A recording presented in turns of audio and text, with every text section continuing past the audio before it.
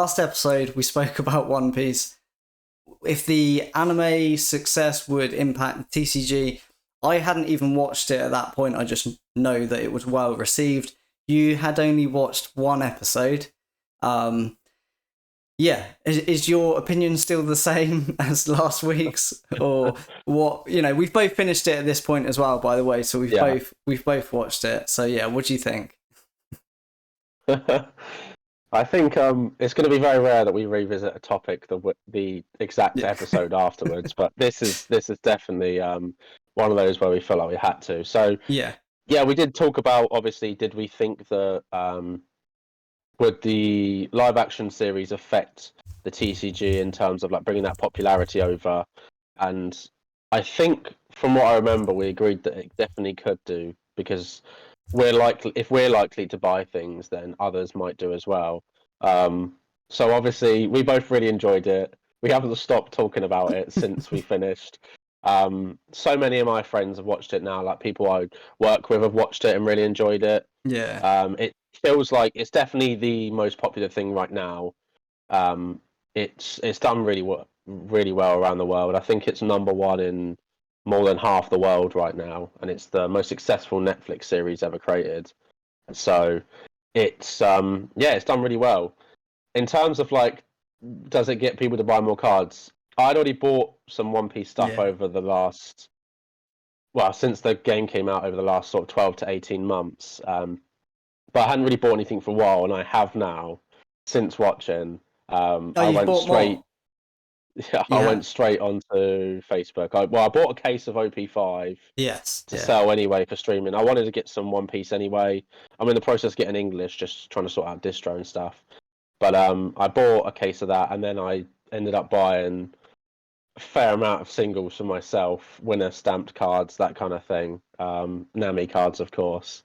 So I guess what we discussed really was the truth that it does in fact influence what people buy, and I very rarely am I ever do I ever kind of, I don't know if it's, I guess it is kind of in essence FOMO really. Maybe not so much FOMO in terms of like these cards are like you have to get them right now, certain thing, because they've just come Yeah. out. Like these were cards, some of them that had been out a while, but it definitely made me want to pick up these cards. And I fear that I perhaps might be down a rabbit hole here. Yeah. Which we So discussed about yourself getting some, and I ended up doing it myself. So yeah. So I mean, this is actually quite an interesting topic that I had a thought about the other day, and I completely forgot to note this down. So we're touching to that in a second, but.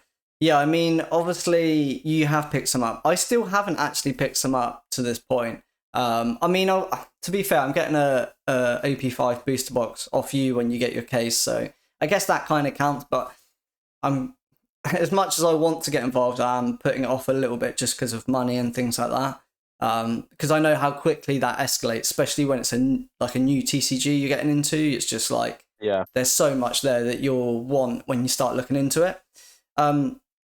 But in terms of like, it's a weird one because it feels like hype, right? It feels like FOMO. It's like those classic like hype and FOMO things that yeah, happen in other TCGs or happen in certain sets like Japanese Pokemon sets and things like that. But I feel like there's a little bit of a difference this time round, perhaps. Like hype and FOMO, it kind of brings along excitement with it.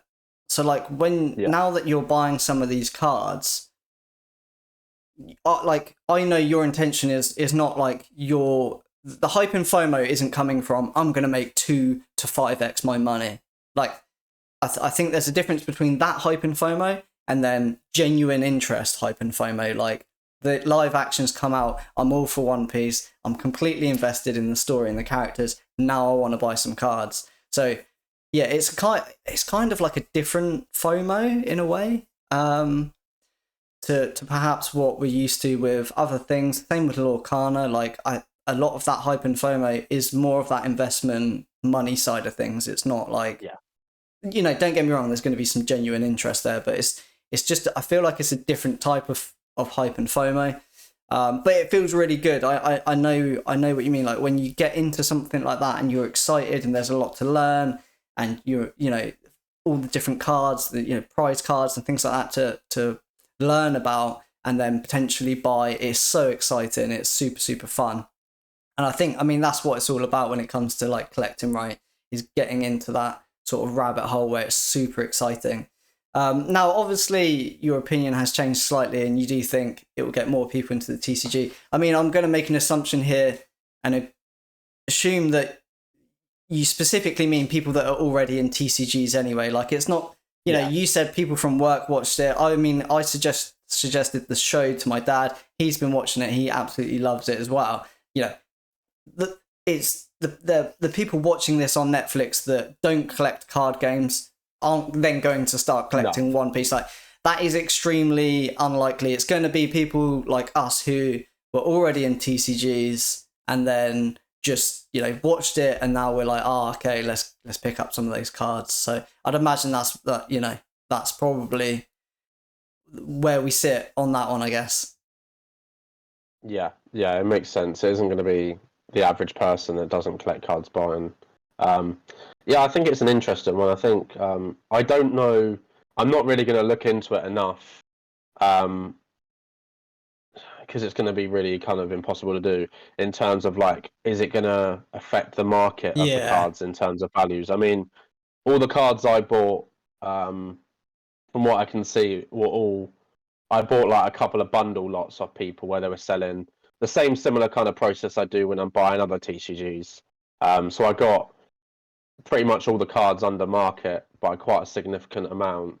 And I think there was only one card that I was eyeing up that was kind of a bigger purchase. But I'll be honest, I usually kind of sit on things and kind of leave it to see if I'm interested. And it's unlikely unless it comes up for like, if it comes up for a mad price, then I might be. But I think there's enough people out there, Yeah. from what I've seen already, that are actually generally just buying these cards anyway. A lot of them buy them to grade them because One Piece does well in terms of grading. I don't even think I've seen anything less than a BGS 10 for One Piece, honestly. So it kind of makes sense. I think, yeah, I'm interested to see going forward what happens because obviously the fourth English set is coming out soon. The fifth Japanese set has just come out, Yeah. so it'll be interesting to see, just see where it goes. I think with TCGs, it's always exciting. I always get excited about trying different TCGs and opening different cards. I think when we talked about it kind of rolls in terms of like content creation and kind of what we do on a day-to-day basis with TCGs. I think if you stick to one game, it can get quite repetitive and tedious. Whereas doing little bits, I'm generally really excited to open up some One Piece of people on the stream just to see the cards and that. I mean, I've opened One Piece before, and I don't think I've opened anything since I opened up the first two sets when like Yeah. it first came out and it was hot, and I haven't really opened much since. I had some packs opened for me for the Yeah. last, I want to say the last Japanese set, but apart from that, I think it's yeah, I'm interested. I think it's one of those things where you get kind of a little bit bored with other TCGs, like Pokemon, for instance. Like, obviously, we got 151 coming out, which is quite exciting. The English will be good, but even then, like, bar the streaming stuff, I don't see myself personally opening up a load of that. Yeah. Um, yeah, I think Pokemon it feels very samey to me at the moment, and I think even though the cards look great, don't get me wrong, I think there's nothing Pokemon could do right now to sort of get me excited again for a bit. I think I need probably a little bit of time away from Pokemon collection personally, Yeah, I which guess it's not the same. Like you're probably looking for something that matches the excitement you have right now for One Piece, right? And yeah, they're not exactly. doing that. Like there's No, they're not, and I yeah. think Flesh and Blood's always. I always when I talk about Flesh and Blood, and we'll roll this into the next topic really once we finish the One Piece. But with like Flesh and Blood, I've never not been excited opening it, and I've opened some sets. I've opened like 25 cases of the same set, and I'm excited still. And I don't think there'll be another TCG that will ever bring that to me like Yeah. Flesh and Blood does, because I never had it before Flesh and Blood. Like even then, like when I was opening up Pokemon, it is get tedious. I mean, the sets in Pokemon are bigger than Flesh and Blood, but I think because there's no once you've with Pokemon, it's very easy to complete the set by opening up. You can almost guarantee you'll complete a set by opening the case, and it's Of Pokemon.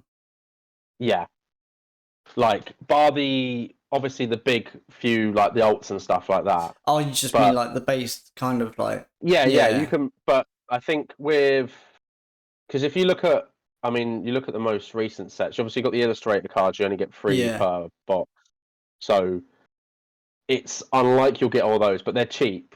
So there's nothing that you because the most expensive card in most Pokemon sets now is 50 to 75 quid in Yeah. English.